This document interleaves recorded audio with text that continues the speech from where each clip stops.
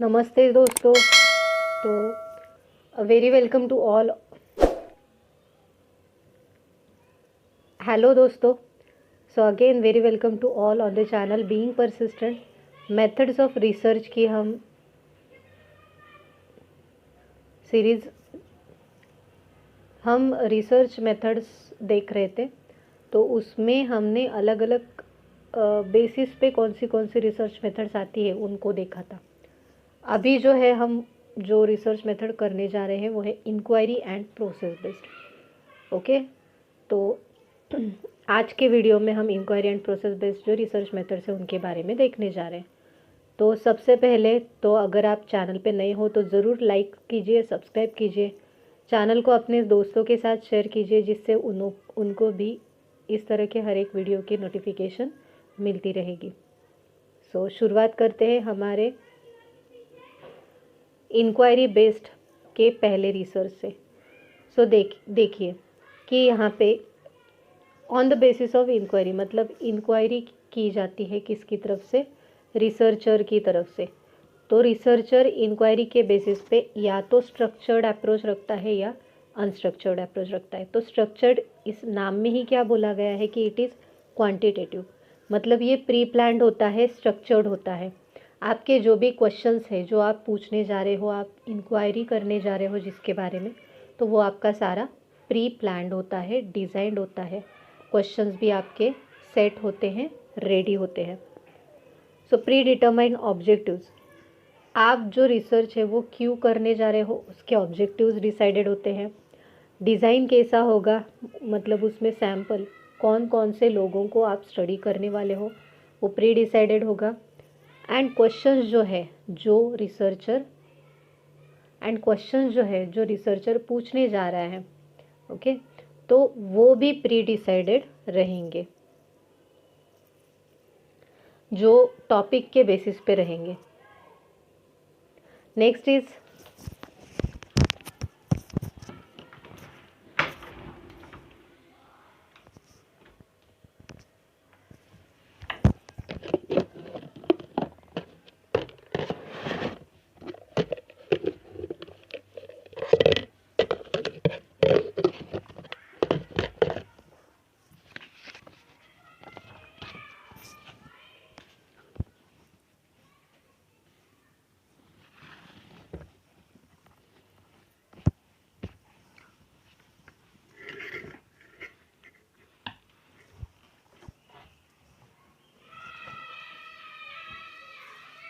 काय ग, हे असं कसं ग खेळणं यांचं, शांतीच नाही जीवाला।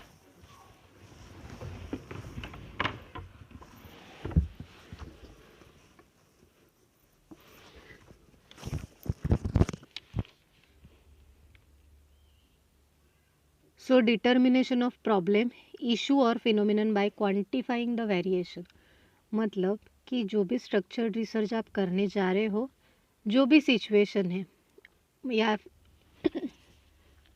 जैसे हम पैंडमिक का एग्जांपल यहाँ पे ले सकते हैं, तो जो भी रिसर्चर रहेंगे तो उन्होंने क्या किया होगा कि प्रॉब्लम को पहले स्टडी किया होगा, देखा होगा, बाय क्वांटिफाइंग द वेरिएशन यानी चेंजेस, जो भी चेंजेस हो रहे हैं तो उसको क्लासीफाई किया होगा।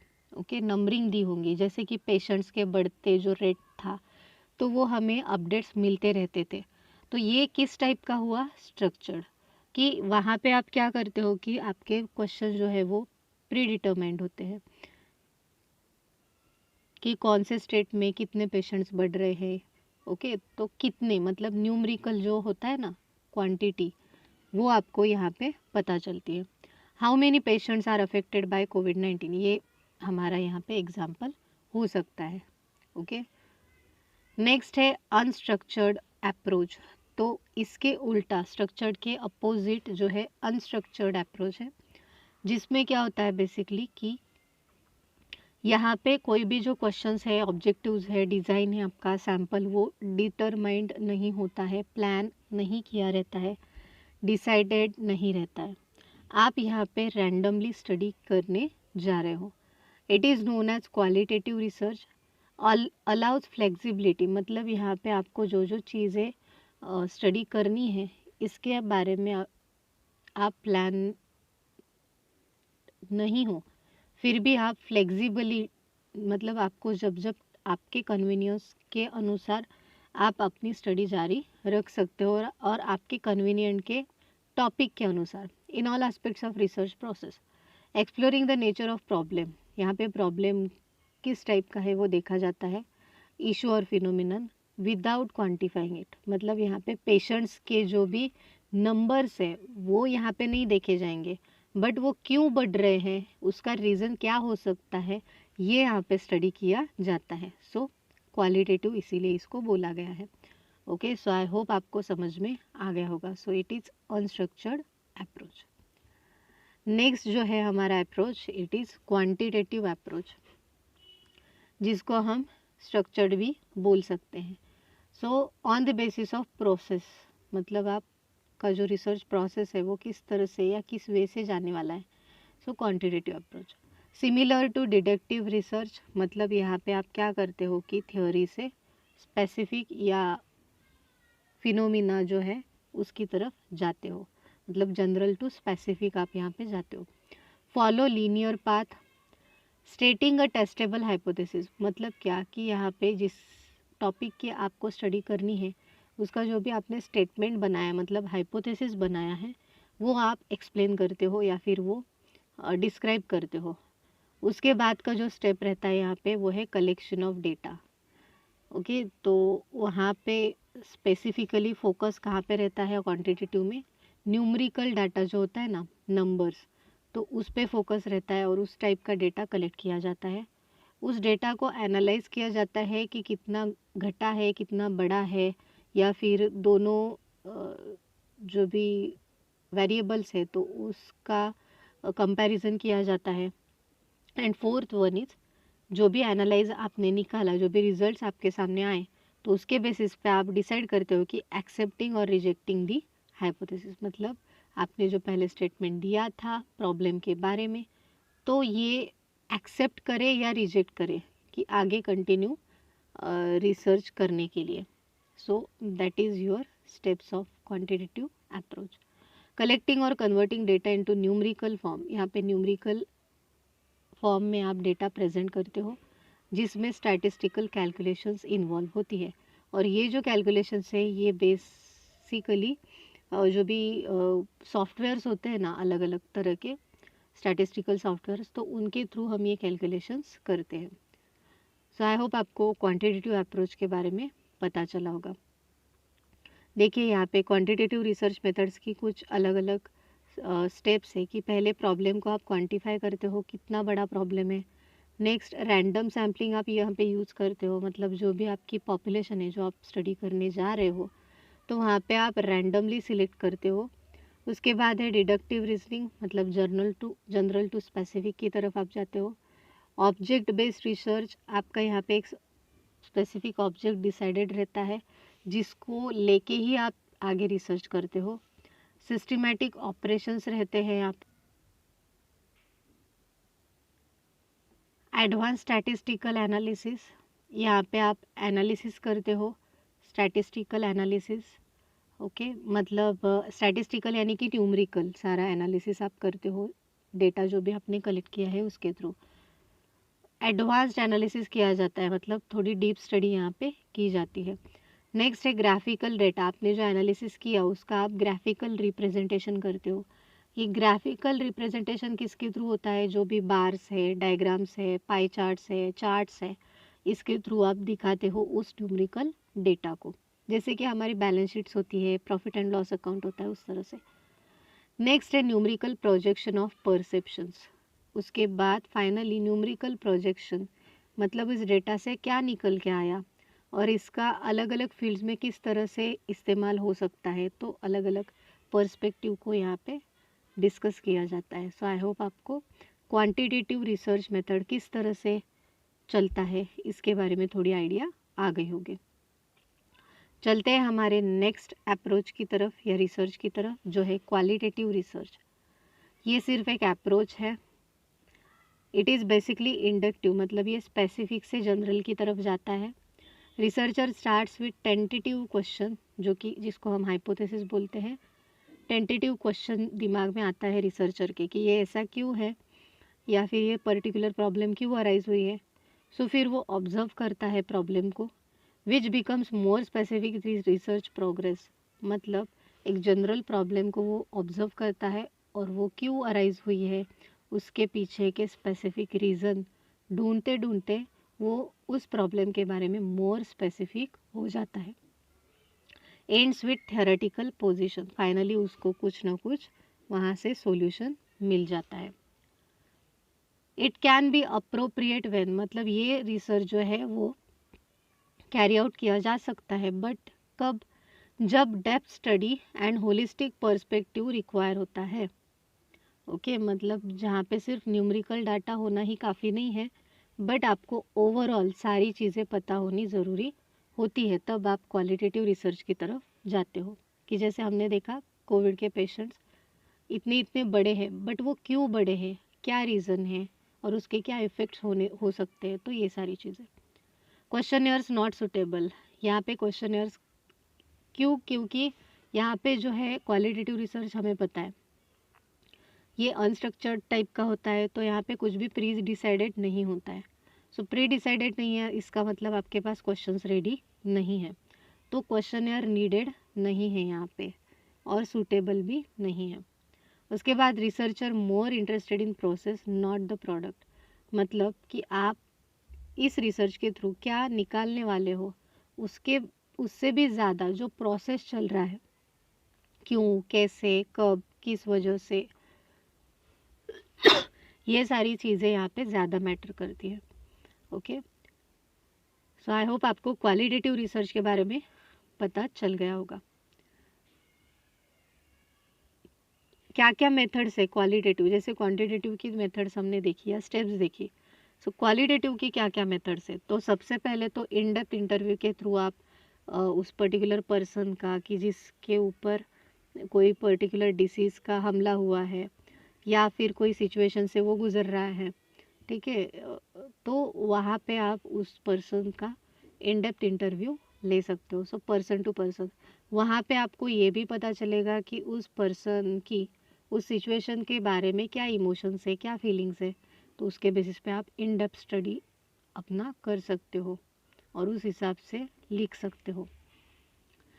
ठीक है, सो यहाँ पे 1 to 1 होता है, एक टाइम पे एक ही का इंटरव्यू लिया जाता है। बट फोकस ग्रुप में क्या होता है कि 6 से 10 पार्टिसिपेंट्स यहाँ पे पार्टिसिपेट कर सकते हैं। ये सिलेक्टेड ग्रुप होता है। फॉर एग्ज़ाम्पल कि कोविड के जो पेशेंट्स है, फॉर एग्ज़ाम्पल वहाँ उन्होंने गुजरात पे ही हमला किया या महाराष्ट्र पे ही हमला किया कोविड ने, तो वहाँ पे 6 to 10 जो पार्टिसिपेंट्स हैं उन्हीं पे रिसर्च किया जाएगा, इसके अलावा और कोई नहीं। सो फोकस ग्रुप यहाँ पे सिलेक्ट होता है। ये जो है ना फोकस ग्रुप का, ये यूनिवर्सिटी कॉलेजेस में भी किया जाता है कि कोई पर्टिकुलर कोर्स में कितने स्टूडेंट्स एनरोल्ड कर रहे हैं, ओके, उस कोर्स के बारे में क्या क्या फीडबैक है स्टूडेंट्स के, तो ये फोकस ग्रुप। नेक्स्ट है नरेटिव, नरेट करना यानी क्या, बताना। सो रिव्यू लिटरेचर, जो भी पुराने ऑथर्स ने बताया है उस प्रॉब्लम या स्टडी के बारे में, तो वो आप सिर्फ नरेट कर रहे हो, मतलब बता रहे हो। ओके, नेक्स्ट है phenomenology, study of experience about phenomena. Phenomena इसका मतलब होता है जो भी सिचुएशन हुई है, जो भी प्रॉब्लम हुआ है, तो उसके बारे में एक्सपीरियंस करना। ओके, मतलब एक्सपीरियंस करके उस एक्सपीरियंस को अपने स्टडी में इन्वॉल्व करना। तो एक्सपीरियंसेस, अलग अलग सिचुएशन जब घटी तब आसपास के लोगों ने उस सिचुएशन के बारे में क्या एक्सपीरियंस किया, जैसे उत्तराखंड का फ्लड का था, ठीक है, केरला में भी था, तो उस सिचुएशन में लोगों ने क्या एक्सपीरियंस किया, तो यहाँ पे फिनोमिनोलॉजी। नेक्स्ट है एथनोग्राफी, एथनोग्राफी का अर्थ होता है कि कल्चर, कल्चर के बारे में, स्पेसिफिक कल्चर के बारे में आप स्टडी करते हो, जैसे तमिलनाडु, कर्नाटका, उड़ीसा, बिहार, पंजाब, यूपी, इस तरह के स्टेट्स में अलग अलग कल्चर होता है, तो यहाँ पे आप कल्चर की स्टडी करते हो। केस स्टडी रिसर्च यानी कोई एक घटना पहले हो चुकी होती है उसके ऊपर स्टडी अवेलेबल रहती है, मतलब deep digging into development and collection of data, मतलब जो भी डेटा आपको कलेक्ट करना है यहाँ पे आप उसको जितना ज़्यादा हो सके उतना ज़्यादा और अपने टॉपिक से रिलीवेंट बनाने की यहाँ पे कोशिश करते हो।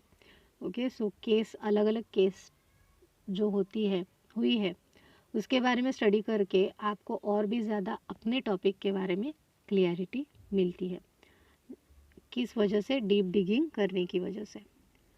Next is content analysis. Analyse social life by words, text and decoding. Analyse test social life, यहाँ पे आप क्या करते हो? कंटेंट एनालिसिस मतलब कंटेंट को एनालाइज करते हो, जो भी आपका रिसर्च का एरिया है और उसके ऊपर का जो भी कंटेंट है। So analyze social life by words, text and decoding. Okay, content पे ज़्यादा फोकस दिया रहता है कि किस तरह की लैंग्वेज यूज़ की है, किस तरह का टेक्स्ट है, वर्ड्स है, सेंटेंस, प्रोनाउंसिएशन, ये सारी चीज़ें। उसके बाद है grounded theory, generate and develop theory from data. यहाँ पे डायरेक्टली आप जो जो स्टडी कर रहे हो तो उसके बेसिस पे एक डायरेक्टली थ्योरी ही डेवलप की जाती है। Next is role play. Role play यानी कि यहाँ पे एक पर्सन को एक कोई रोल दिया जाता है, एक्ट आउट और perform part of a person और कैरेक्टर। एक पर्टिकुलर रोल दिया जाता है और उस रोल में वो कैसे बिहेव कर रहा है या फिर किस तरह से उस रोल को प्ले कर रहा है, ये सारी चीज़ें ऑब्जर्व की जाती है, एनालाइज की जाती है।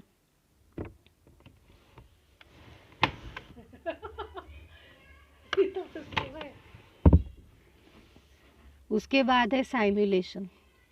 Last one is simulation, imitation of situation और प्रोसेस। मतलब सिचुएशन हुई नहीं है बट आप उसको इमेजिन कर रहे कि अगर ऐसा हो गया तो हम क्या कर सकते हैं।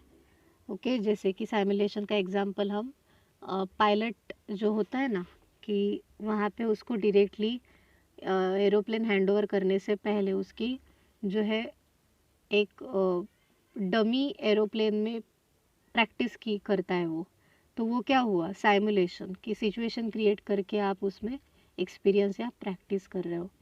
सो that is known as simulation. So I hope आपको जो क्वालिटेटिव मेथड से इसमें कोई भी डाउट नहीं रहेगा। आज हमने जो है प्रोसेस बेस्ड जो भी मेथड्स थी वो हमने कंटिन्यू की। सो इसी तरह से वीडियो आते रहेंगे, बट उसके लिए आपको सबसे पहले लाइक करना पड़ेगा, सब्सक्राइब करना पड़ेगा एंड शेयर करना पड़ेगा अपने दोस्तों के साथ। सो तब तक के लिए चैनल के साथ जुड़े रहिए। Thank you so much for watching and have a nice day.